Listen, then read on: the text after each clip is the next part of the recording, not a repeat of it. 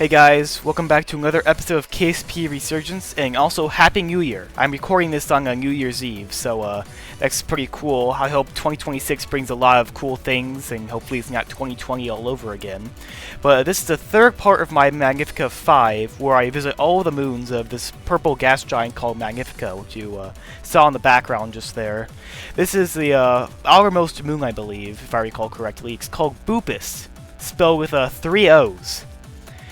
It's a decently sized moon with like I think 0.3 G's of gravity, so it's nothing too challenging, probably similar to the Mun. It spins somewhat fast, rotating every 3 hours. Though there's a bug where it spins 3 times as fast, but I did patch that. It was patched. Anyway, I will be landing on this moon and another.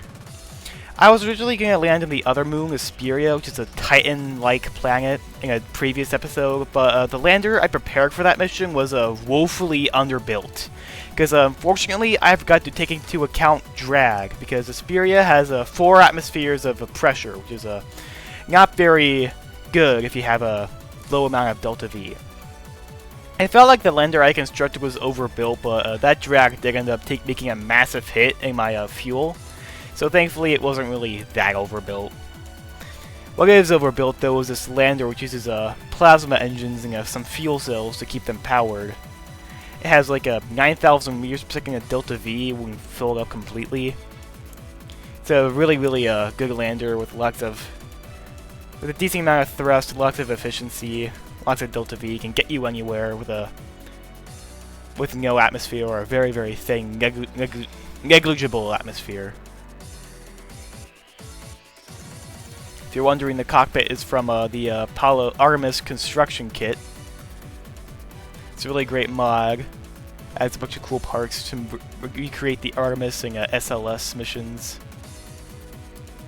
I also used procedural parts to create that gold foil fuel tank. And here we are coming down for a landing. Courtesy of flight engineer for that reg target thingy. Here we are landing on Boopus. We collect all the science we can. I mean, Boopus isn't really the most interesting moon. It's just a rock. I mean, it is a pretty cool looking rock from orbit, but on the surface, it does look pretty rocky.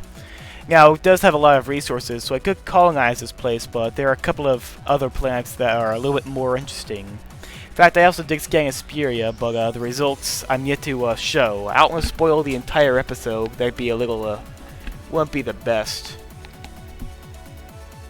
Now, time to get the Kerbals on EVA to do the photo op, as well as the planting of the flag.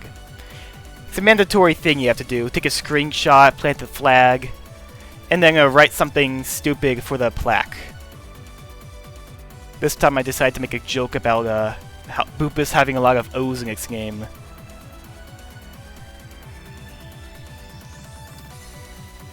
Decent screenshot. It's just the background is kind of lacking. It's not very colorful as like some of my other screenshots. Boopus is just kind of too gray. At least this spot's too gray, but it's still a pretty neat place with lots of resources. But I'm thinking of colonizing another place that seems a little bit more interesting. Of course, I do have to smash this banana because I need it for science. Wonder how smashing a banana gives you science points. Anyway, I do want to do a biome hop real quick, just so I can get some extra science. Because I really do want to make sure I get as much science as possible, because after this mission, I'm going to start looking interstellar. Well, after I do this, I'm going to colonize another planet, and then I'm going to go interstellar.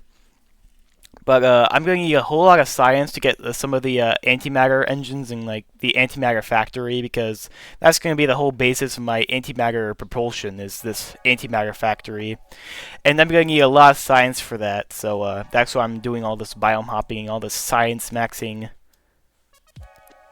This is actually the title of one of my previous episodes, Science Maxing. You don't have to do any flag planting, it's just for science in this little crater over here.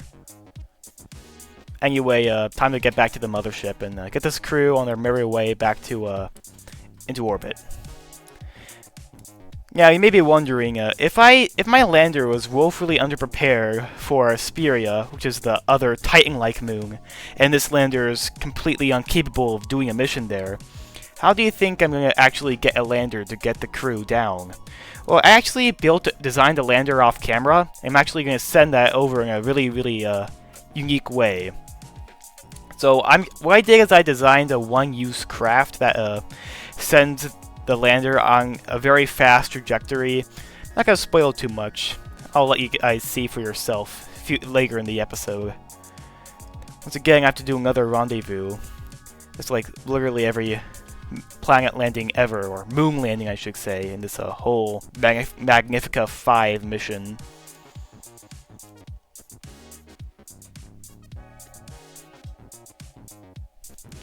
I must say, I love how Waterfall makes the engine plumes look amazing. Waterfall is a mod that makes your engine plumes volumetric instead of like being just a bunch of 2D images hashed together. Now, this lander did have an overheating issue where I think the fuel cells made the cockpit a little too hot and get a little close to exploding. I think it never exploded, it just showed the heat warning bar, but for some reason I never had that problem here. Maybe it was a glitch or something.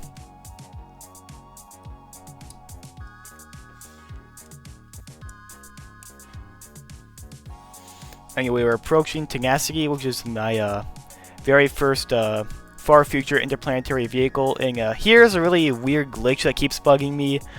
I'm not sure if it's a glitch or if it's actually a problem with the stock game. Like, whenever I'm in the same sphere of influence as or the physics range of another vehicle with an engine, and I go full throttle, it actually controls the thrust on the other spacecraft. I think it's a problem with persistent thrust, which is a mod that's riddled with other bugs. Like, sometimes it won't let me time warp, because it does that sometimes. It just won't let you time warp when multiple engines and multiple spacecraft are in the same sphere of influence and physics range. I can't get rid of the mod because I need it, especially for Tenacity, which has an abysmal thrust to weight ratio, so doing a burn without it would take like too long for me. Like a single small burn can take like 5 minutes, a much bigger burn can take hours, and with physics warp you can't really do that. Anyway, here's that super fast transfer vehicle and lander I designed. It uses nuclear saltwater propulsion. It's a really good method of propulsion because it's efficient, it's dense, so you don't need a huge transfer stage, and also you don't need too many radiators. The radiators you see there, those black parts, aren't enough to power the engine and keep it cool, so I did end up putting some more radiators under this fairing, which I'm about to deploy. And this engine actually does use a tiny bit of electric charge when running, so I did have to put some nuclear reactors. Those are what those smaller radiators are for. I did tweak scale them just to get the right size. And here's a lander. I'm actually quite proud of it. I also did put an antenna on the transfer vehicle so we can actually control it. It runs off of a nuclear aerospike that's fueled with methane. Methane is a good fuel because it doesn't sacrifice too much efficiency when instead of using hydrogen, and also it's way more fuel dense than hydrogen. If I were to use hydrogen, I need like way more fuel tanks just to store it all. With methane, it's way more dense. You can store more of it in a lesser space, so you get more bang for your buck when it comes to fuel. Anyway, I'm gonna actually go on an interplanetary trajectory, but I'm gonna time warp till Alia gets out of the way, because Alia here, which is that terraformed binary twin, it has a habit of taking my spacecraft and throwing them about in orbit, so just because its gravity well is kind of big. Similar to how Ike, whenever you're in a high orbit around Dunga, Ike always wants to take your craft and send them plummeting back into Dunga or back into interplanetary space. So this is the part where I fiddle around with a maneuver node to get a good quick encounter with a Magnifica in a timely manner without sacrificing too much fuel. Now this spacecraft is actually more than capable of doing this. It was able to arrive in pretty decent amount of time. I think it was like 50 or 30 days or something. I forget. I also do have to take the crew from my Glarka mission back home because my interplanetary vehicle Fortitude, my other in-service interplanetary vehicle, is about to arrive back at Sanctar and actually perform its capture burn. So that will be another thing I'll do in this episode. As you can see, the radiators glow a hot red when they get hot. Pretty cool. Now, I didn't really like this encounter, so I did do a mid-course correction burn. Here's the thing with interplanetary travel. Like, you always get like a really bad encounter unless you do it really well. But whenever you do a mid-course correction, like, you can literally change it however you want. Like, almost down to the exact inclination. Usually can get an extremely good encounter with a mid-course correction. But for some reason, whenever you do it in one maneuver node, you can't get the trajectory you want. It's a little weird. Now, we do need a whole lot of Delta V just to slow down, but we have more than enough. In fact, I actually had a decent surplus of fuel when I actually arrived and ditched the stage. Now, here's a Fortitude, my other interplanetary vehicle, coming home. See Sanctar slowly growing bigger in the distance, though it kind of became invisible because it blended in with the sun flare pretty well.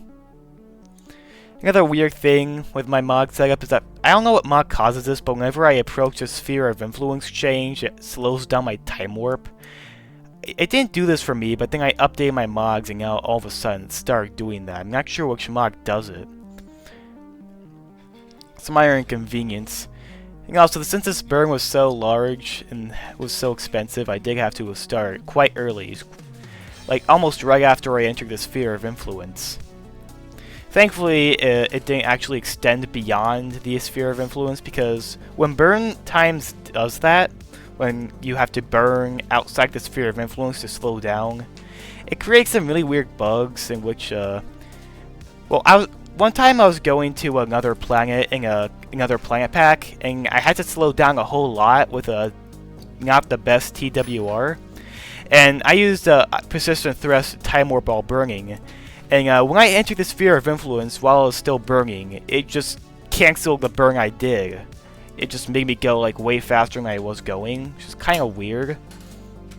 So if you ever encounter a situation like this where you have to like burn before you enter the sphere of influence, then you should burn, then cut your thrust right before you enter the sphere of influence, and then continue burning.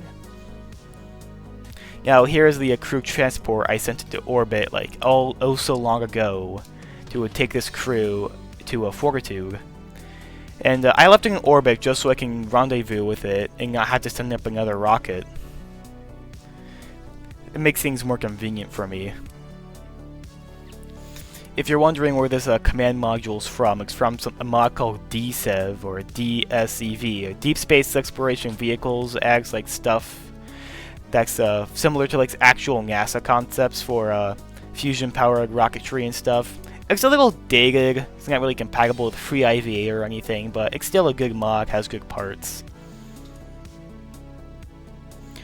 I consider Fortitude to be my more agile, faster turning, more Delta V, and more efficient interplanetary vehicle. Despite turning way faster than Tenacity, it still turns rather slow, which is a little inconvenient, especially when using physics warp moves your craft around. It's an odd bug that I have to deal with. Anyway, I have to transfer all the crew, and of course, most importantly, the science. So a lot of science stored up on this vehicle. I wonder how much I'm going to get when I land. Now, Fortitude is going to remain in orbit until it receives a new crew for its next mission, which will likely be a colonization mission. Probably going to attach a payload, like some rocket parts and ore, to Fortitude and send it down to whatever moon I decide to colonize.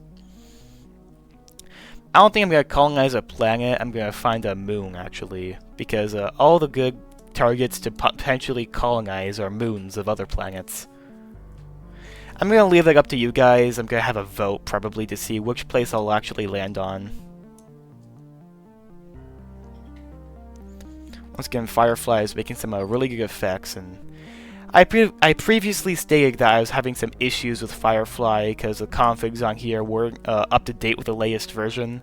But apparently that was caused because like one line said that the configs were for an older version of Firefly, and before that reason Firefly rejected them.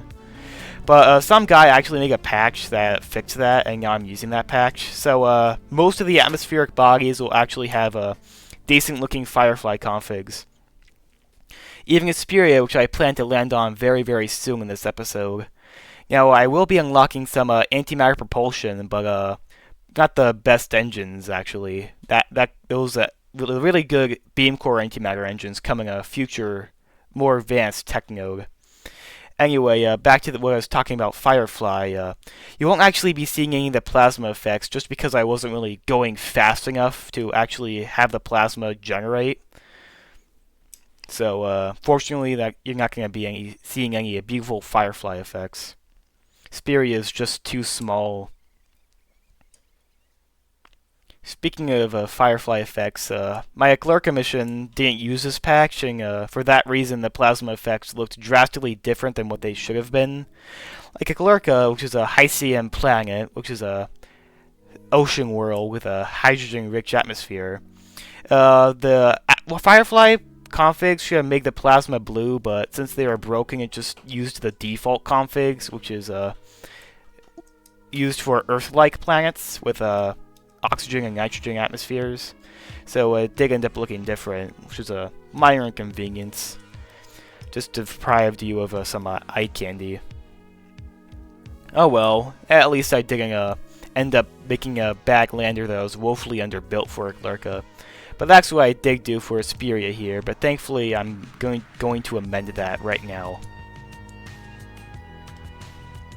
Now here I am fiddling around with a maneuver node, just trying to get a polar inclination. Because I do want to scan Asperia because I still consider it a viable colonization location for now.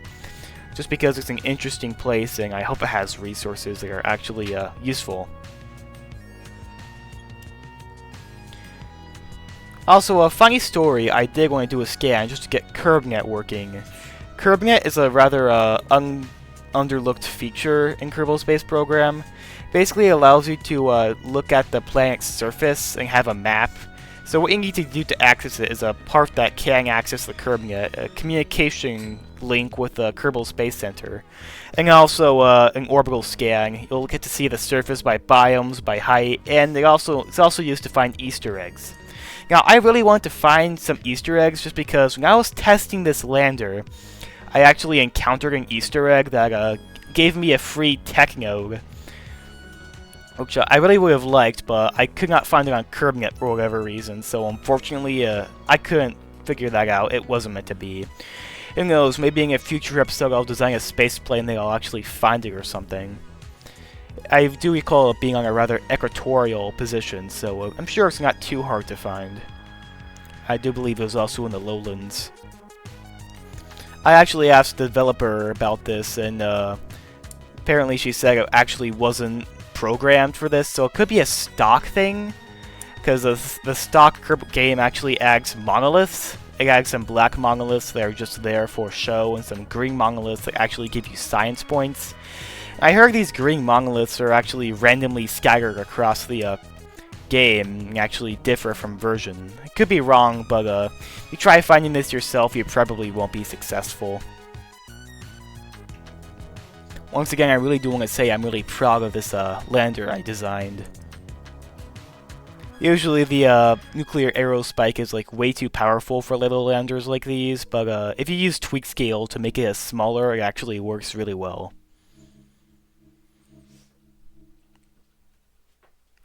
Now, this new lander's in orbit around Asperia. I just gotta rendezvous it and get some crew on board. Here's KerbNet. I'm trying to find that pesky little Easter egg, but I can't find it.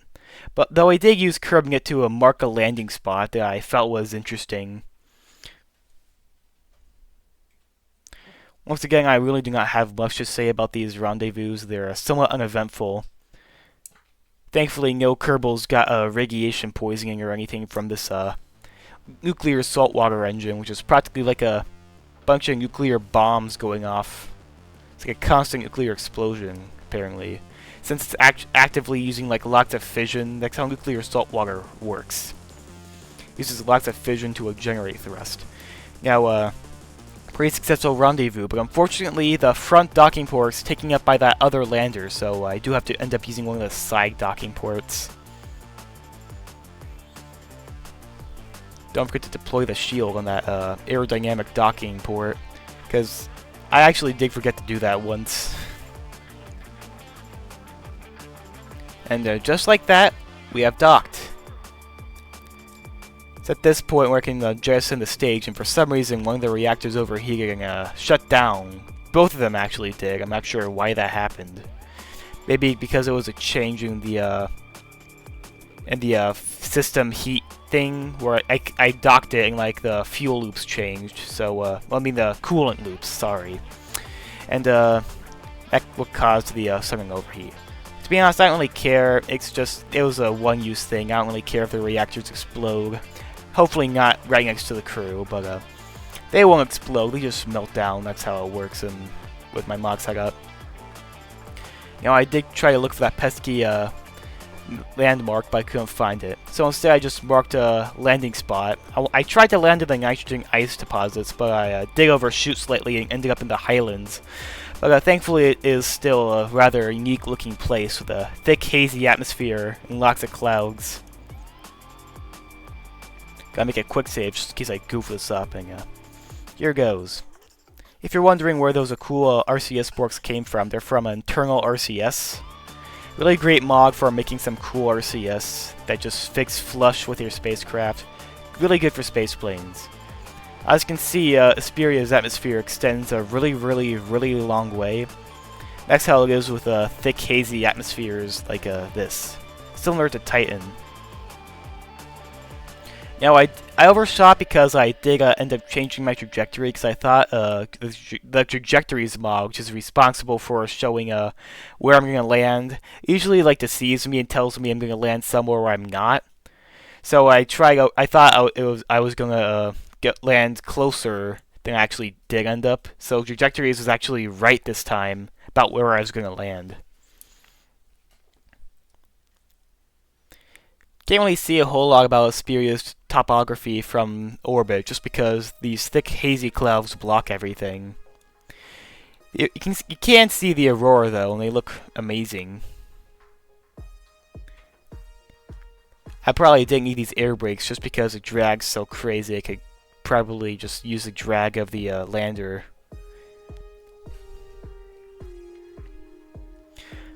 If you're wondering where the science experiments on the site came from, they came from Universal Storage, I think it was called. It has a bunch of cool service bays that are really high quality, and I would say up to par with a whole lot of the best Kerbal Space Program mods in terms of part quality. Fun fact, you can actually have it set to so that air brakes can actually control your craft by deploying and extending to control like pitch and yaw and stuff. Now these clouds actually did end up getting really close to the ground, because I am landing in the highlands, so they will be closer to the cloud layer. Thankfully though, the clouds do not extend down all the way to the ground, because having to land in this thick fog and not see anything would be rather unfortunate.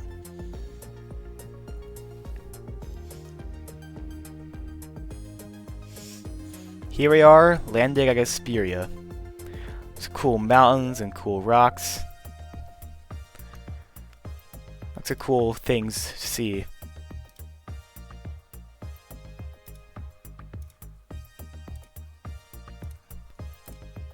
Anyway, I have to get all the Kerbals on EVA, but first I'm going to collect all the science.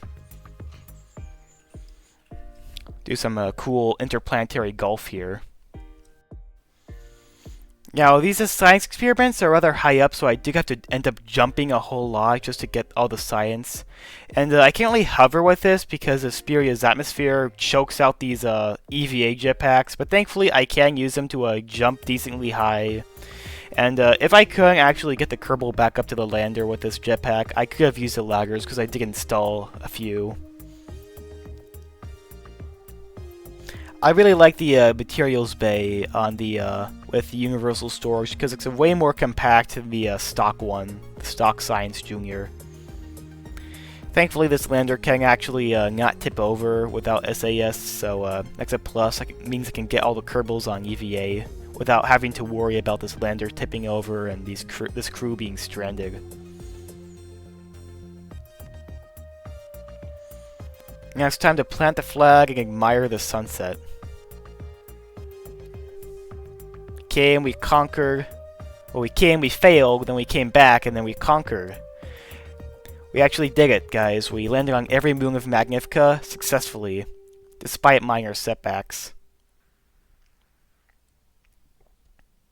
However, will our brave Kerbals be able to return to orbit, or will the hazy depths of Asperia conquer them and consume them? We're about to find out. But it's getting dark. I'm gonna wait till morning to launch this. But first, I do want to repack these chutes because I'm not actually sure. But if they're unpacked, they might create more drag. But I'm not actually sure.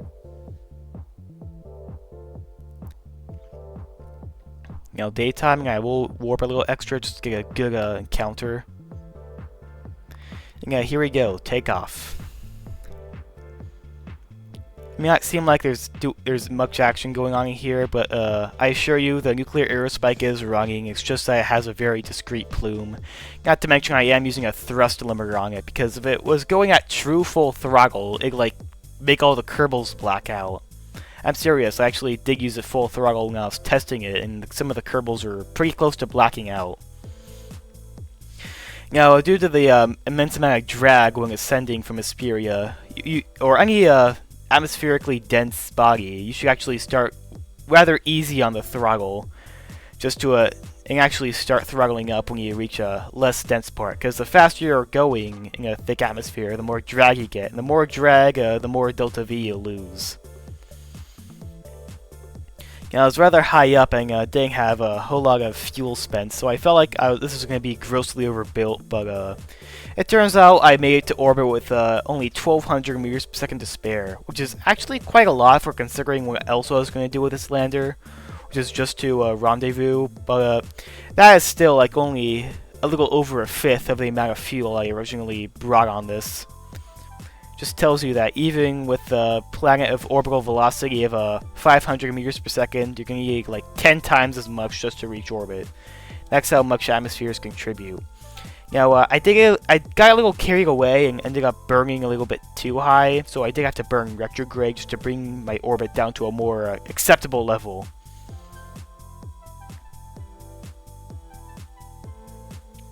Yeah, well, this episode was actually somewhat longer than my usual episodes. Usually I try to aim for around 25-ish minutes, but this one was a whopper of an episode, being 30 minutes. Or 2 minutes more. Hopefully it doesn't, like, reduce my views or anything, just because it's too long for the modern mind, but hopefully this video still does well. In fact, if you're watching this far, please like and subscribe. It means a lot to me. And speaking of subscribers, I actually just hit 100 subscribers. I'll probably do a live stream commemorating that milestone for my channel. Thanks for enjoying my videos so far. I really appreciate it, and I love making these. I wonder how many more subscribers I'll get in the new year.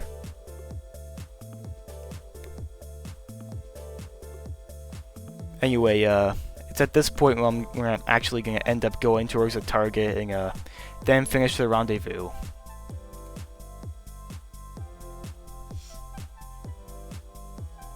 Here she is, tenacity in all of her glory, and then we're going to rendezvous and actually end up docking. Well, I've already rendezvoused, it's just the final docking maneuver that's left.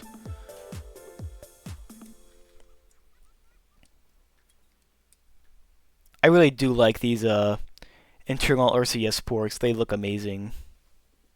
They also work really well. And then, here we are, docked at last. I'm going to transfer the crew, and once again, most importantly, the science. Though I almost forgot this and was actually going to board and return without the science. But then I realized, wait, where's the transfer store science experiments button? And then I realized I forgot the science, so I went back to grab that real quick. So that is it. Magnifica conquered. That will be the end of this episode. I hope you guys enjoyed, and I'll see you all later. Bye.